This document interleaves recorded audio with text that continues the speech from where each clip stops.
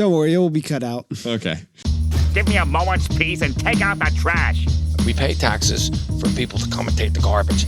Hey, listen, Greenie, no more sneaking rides to the junkyard. Yeah, man, take a taxi when you want to go to the junkyard. Welcome to Hot Trash Unlimited, the show where me, Joe, And me, Caleb, go to the cinema and watch movies and decide whether or not they are hot trash. you got there eventually. Yeah, I did. Caleb, what do we see this week? The whole title. Okay, I'm going to try to do it from memory, even though I don't think I've ever read the full thing. Birds of Prey, or the emancipation of You missed an adjective. The fantabulous emancipation of one Harley Quinn. Yes. The Joker and I broke up. I wanted a fresh start. But it turns out I wasn't the only dame in Gotham looking for emancipation. Spectacular news! Miss Quinn, she belongs to me.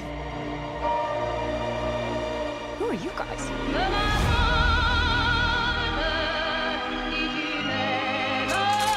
Here's the deal, Quinn. You need me! I love overly long titles, and I give like things I write overly long titles. I think I'm gonna stop after this. I realize how much of an idiot I sound like. This is a sequel to one of Caleb's all-time favorite movies. Okay, let's be honest here. It's one of our all-time favorite movies. Oh yeah, no, I love it too. Suicide Squad is a masterpiece. I'm saying this unironically, with a little bit of irony. No, I genuinely really enjoy that movie and thinks it gets way too much crap.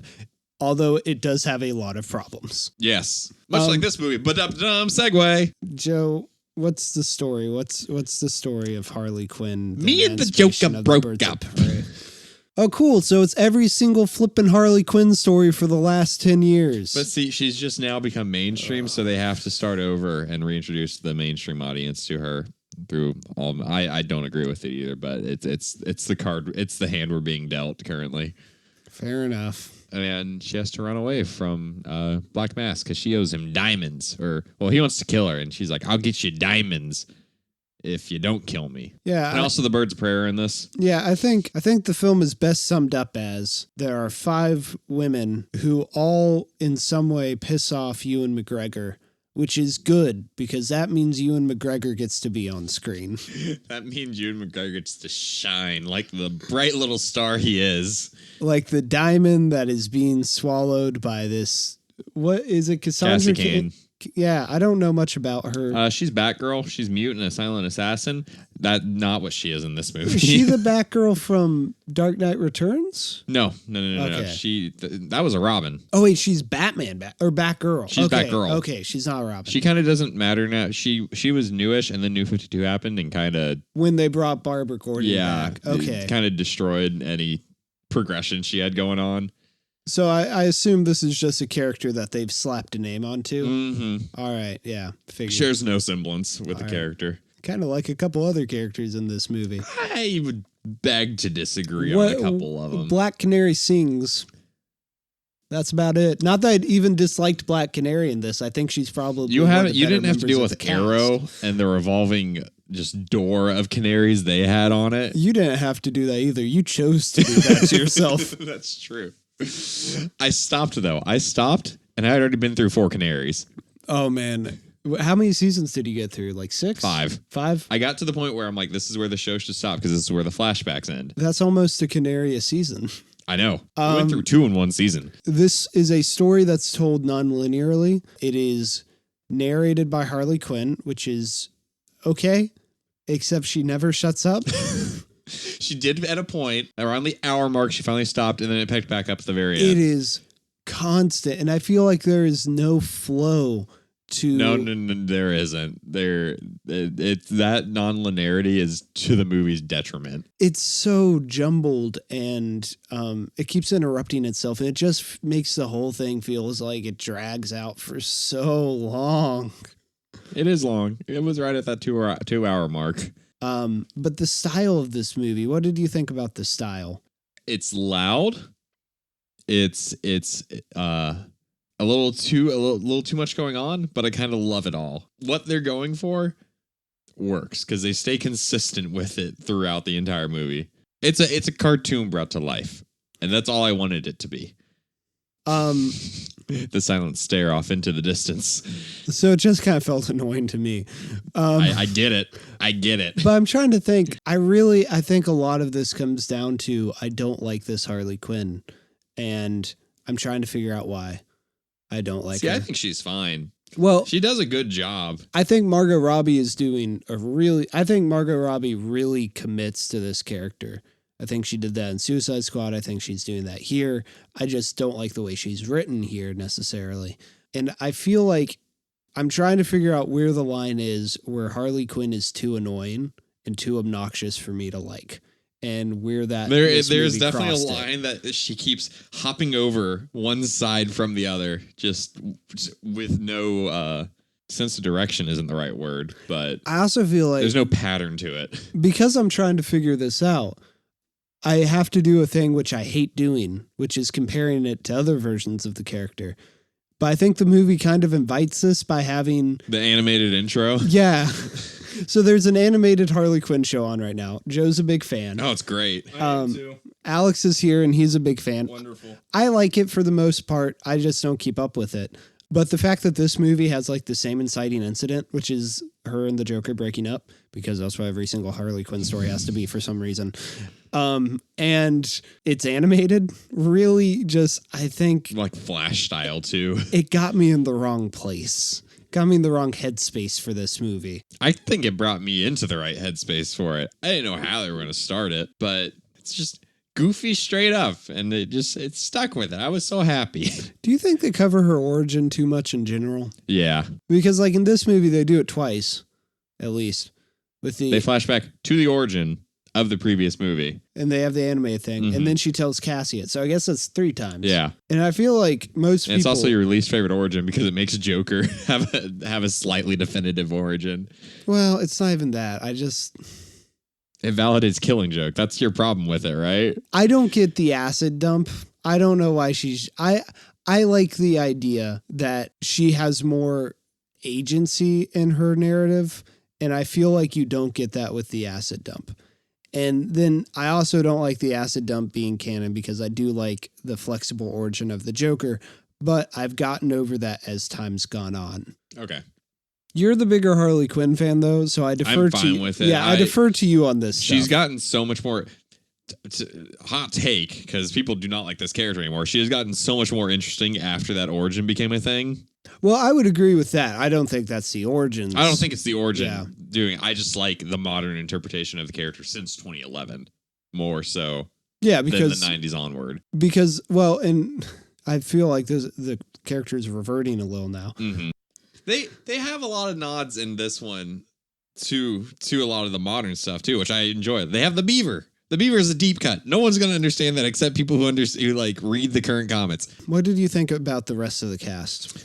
We already talked about Cassie, kind of. She's bad. She's a bad child actress. Yeah, I feel bad about this, but yeah. Her worst part was when it was her bonding moments with Harley. Oh, yeah. Those were bad.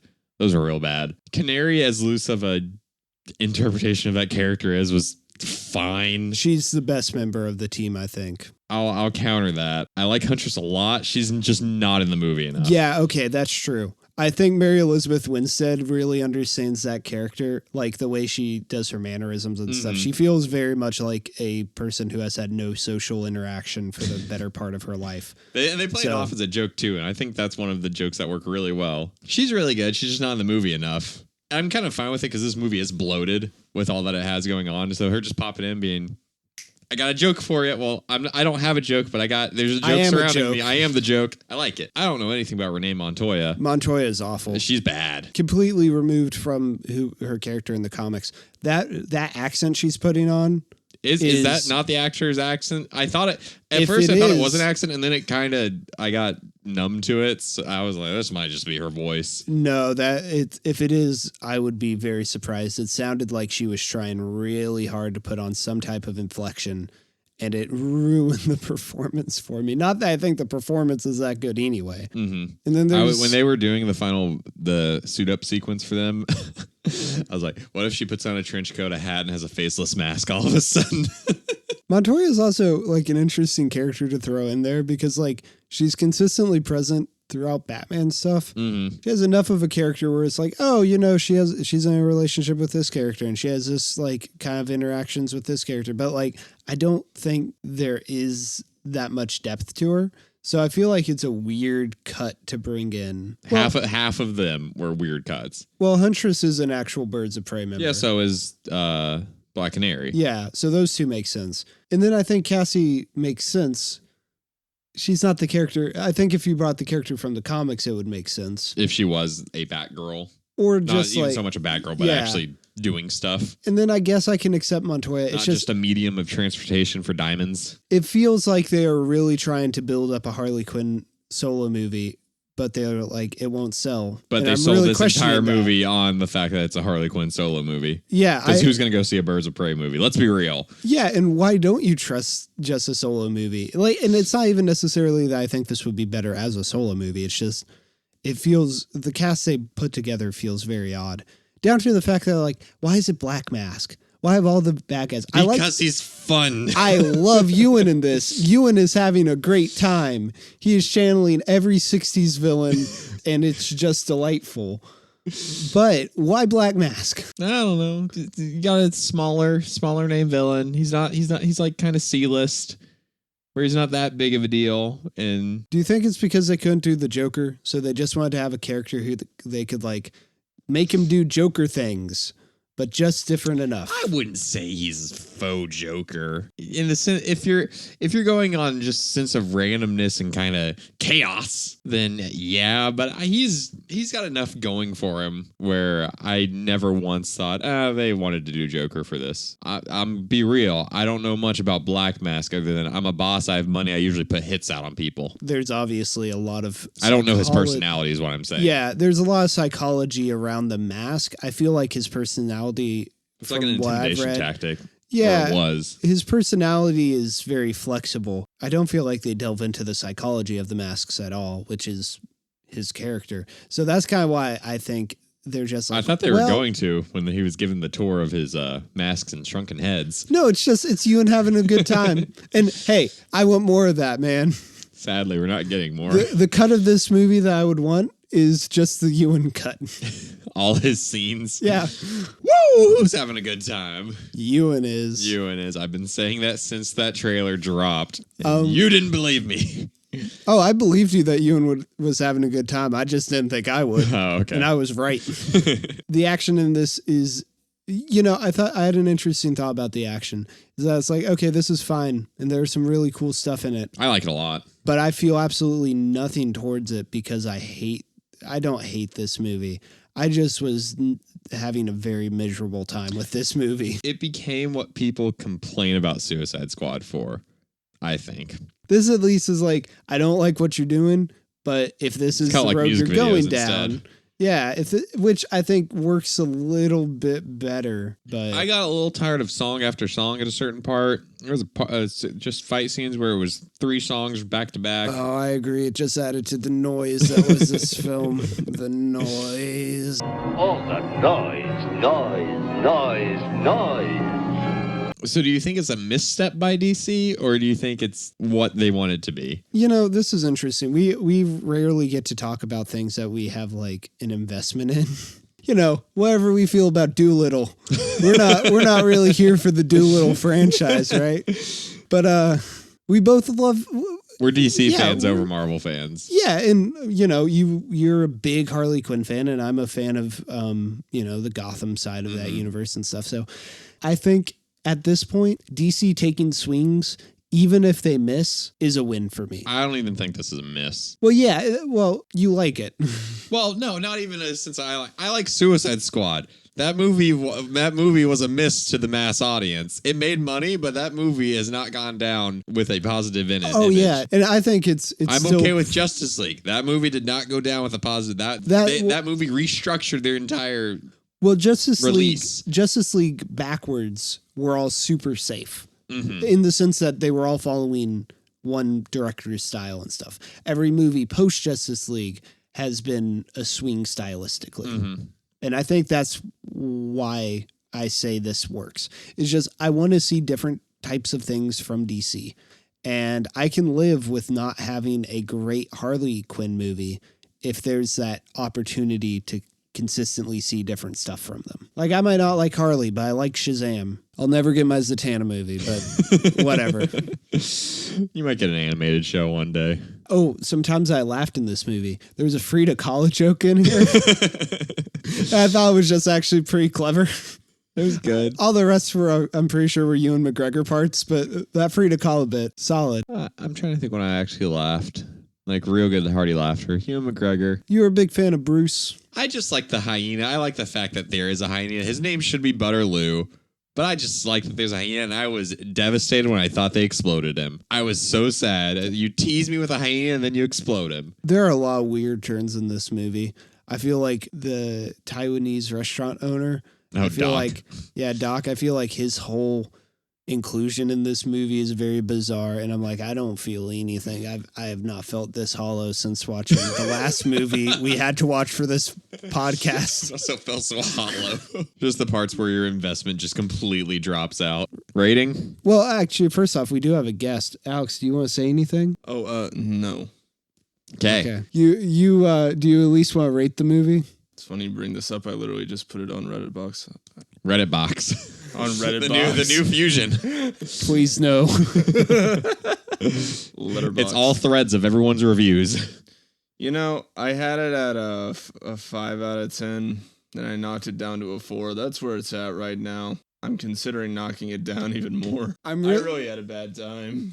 I couldn't tell what Joe was thinking throughout this movie. Oh, I could tell what you were thinking. But I'm glad that about an hour in, me and Alex were on the same wavelength. Oh, I was off of it way faster than an hour. I think an hour is when I let out the first. Oh, I don't remember when I did the first head and hands. You moment. had one. I looked over and your head was just down. Oh, and I gave you just a nice old shoulder tap. Man, it's okay, bud. One of them was when she's like, now here's a little bit of history about the Bertarelli family. And I'm like, no, we don't need more backstory. All right, we can do ratings now. Okay, you first. I totally get why people like it. I can see how you can have a fun time with it. I was in pain through the majority of it. I had a fun time. I think it's good. I think it's passable. I think it's exactly what it's trying to be. But can we both agree it's no masterpiece of cinema like David Ayer's Suicide Squad? Cartoon Joker should have had a damage tattoo on his forehead. This would have elevated the movie for me substantially if he did. All I got to see was the back of not Jared Leto's head.